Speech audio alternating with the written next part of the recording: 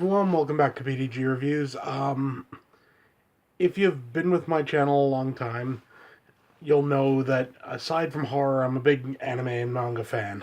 One of my favorite series has always been Devilman. So, right now I'm doing a review of Devilman Crybaby, which is the new 10-episode anime series. It's currently on Netflix. From what I know, it was made in collaboration with Netflix. Hopefully you're seeing something in this basic area here. So there. So, I'm just going to start at the beginning. I've been a Devilman fan for years. I actually learned how to traverse the Amazon Japan site simply so that I could buy the Devilman manga. So I've always been a fan. So I was quite happy when I heard this was coming out, So it's come out. It's 10 episodes long. It's on Netflix. And essentially what it is you got a modern day retelling of the Devilman story. There are a few changes, but for the most part, it's the same story. If you've read the manga, if you've watched the old OVAs, if you've watched the live action movie, you pretty much know the story. So there's no real big dramatic changes. You got the same plot of the story. Now, this anime does stuff right and it does stuff wrong. For what it does right, it gets the levels of gore right up there where they need to be. Also gets the levels of nudity right up there where it needs to be. That's just something that's, part of the Devilman story that needs to be there and needs to be done right. And it does. I just watched the sub, so with the Japanese language, and the voice acting was good. All around, it was a good series, so I'll set it at that. But now we got to get on to the bad, and there is some bad here. One, I'm not a fan of this animation. You'll probably see it in this side of the screen, hopefully. Some examples of it. I don't really like it. I find it too... I don't know whether artistic is the word, but I find it just too... It's not my thing. I even preferred the old 80s OVA, animation to this.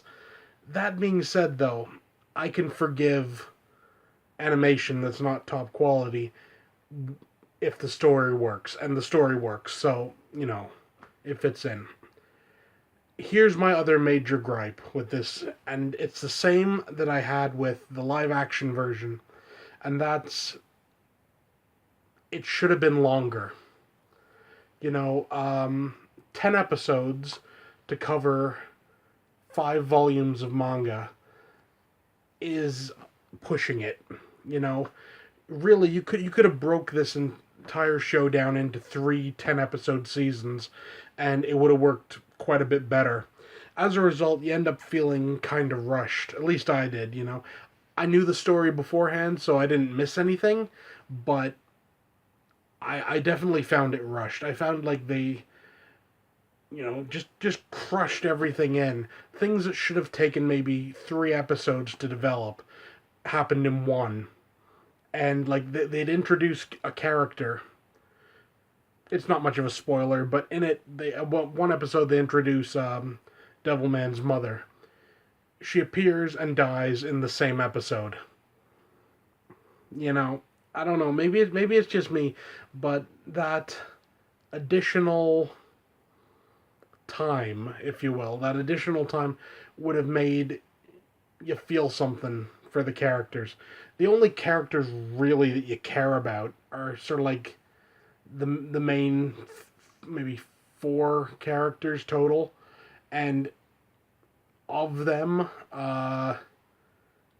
2 survive right to the very end, and the other 2 die pretty much in the same episode.